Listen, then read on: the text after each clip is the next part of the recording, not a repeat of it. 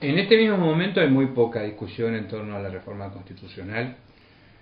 Es un tema vedado en la Argentina porque históricamente la discusión en torno a la reforma constitucional siempre estuvo ligada a la reelección presidencial. Estoy decididamente en contra del modelo de reelección presidencial.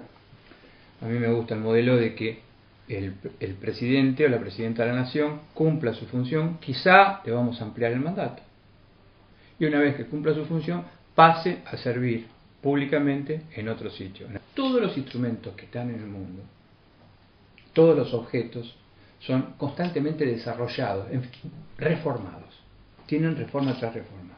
La pregunta es, si la Constitución es un objeto que está en el mundo, es un objeto tecnológico, ¿por qué no ha de merecer reformas?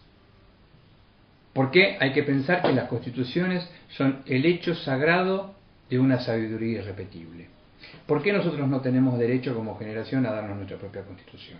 Todos los argentinos que nacieron después de abril de 1976 no han tenido la posibilidad todavía de discutir, de decidir cuál es el modelo constitucional con el cual les gustaría vivir. Régimen tributarios, más regresivo, menos regresivo, más progresivo, menos progresivo. No lo puede decidir. No pueden decidir si los recursos naturales han de ser de dominio provincial o de dominio federal. No pueden decidir el sistema político, si están de acuerdo con este modelo presidencialista o quieren atenuarlo o quieren pasar a otro sistema. No pueden hacerlo. O pensar en un modelo parlamentario.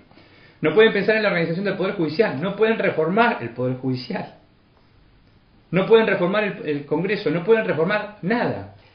La Constitución dogmáticamente la divido en 4 partes: preámbulo, derechos y deberes fundamentales, parte orgánica y proceso de reforma. De estas 4 partes, mi propuesta es no tocar el preámbulo y no tocar los derechos y deberes fundamentales. Mi propuesta es pensar 10 puntos inobjetables donde pudiese reunirse el consenso y alentar una agenda que prosperase sobre este marco que yo les digo. O sea, no propongo la reforma constitucional, propongo los 10 puntos sobre los que debería reunirse consenso. Entre los que estarían, por ejemplo, inevitablemente los poderes del presidente. Hay que discutir la devaluación de los poderes presidenciales. El modelo argentino de atribuciones del presidente de la nación es probablemente, y casi seguro, el que más potestades tiene en todo el mundo. Esta modernidad, estos 30 años de democracia constitucional de la Argentina, nos han entregado emblemáticamente y lamentablemente la idea de que debemos convivir con hiperpresidentes en ciernes, como fue Alfonsín, o hiperpresidentes, o sea, como Menem, Cristina y Néstor Kirchner. Esto no es una situación que se generó con Menem, sino que quienes tuvimos la enorme posibilidad de vivir la restauración de la vida democrática. Incipientemente ya Raúl Ricardo Alfonsín mostraba la faceta del hiperpresidencialismo, que se concretaron normativamente en 1994. ¿Qué dijeron los convencionales constituyentes? Hacemos transferencia de funciones y limitamos competencias. Y cuando uno ve funcionar prácticamente la Constitución, dice, claro, sí, hubo transferencia de funciones y delegaciones, todo a favor de ¿quién? Del presidente. Con este modelo hiperpresidencial, ¿pueden funcionar realmente los mecanismos de control? Porque todos los mecanismos de control que se han ideado y pensado son fruto, o más bien el resultado, de gestiones que se han realizado en otros países que viven bajo el parlamentarismo. El presidencialismo fue acentuado de manera demoníaca en la letra constitucional. Es inadmisible que el presidente de la República tenga funciones para legislar, ya sea por decreto, por razones de necesidad o urgencia, ya sea por la vía de delegación legislativa. Los últimos fallos que han decretado inconstitucional diversas normas del Poder Ejecutivo, ¿no se estaría viendo también que los jueces están legislando? Sí, claro. La declaración de inconstitucionalidad tal como se la concibe actualmente, es prácticamente una legislación negativa. No está pensado de ese modo el control de constitucionalidad, porque el control de constitucionalidad significa meramente la inaplicación al caso concreto. En la práctica, la aplicación metafísica, o sea, ese criterio que usted está exponiendo, termina siendo que casi una descapitalización del material legislativo.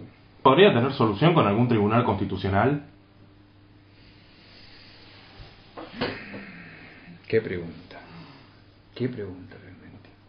A mí me gusta la idea de que la última palabra en materia de declaración de inconstitucionalidad no quede en el Tribunal Constitucional, sino que quede en los congresos o en el electorado.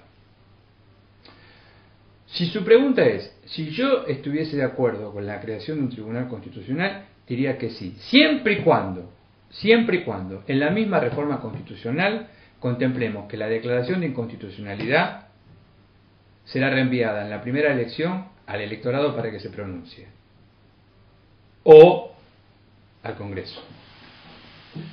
Y además, obviamente, un Tribunal Constitucional con presencia de la Federación Argentina, sin lugar a dudas, con un mandato de 8, 10, 12, o un mandato tarifado en años, no vitalicio. Yo no estoy de acuerdo con la elección popular de los jueces. Creo que los jueces deben ser seleccionados a través de concursos.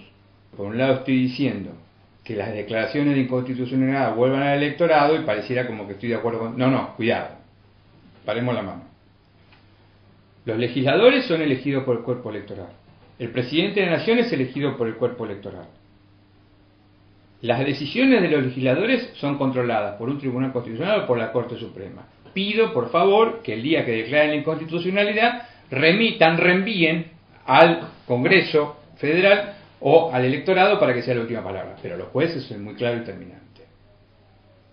Los jueces tienen que ser elegidos a través de concursos.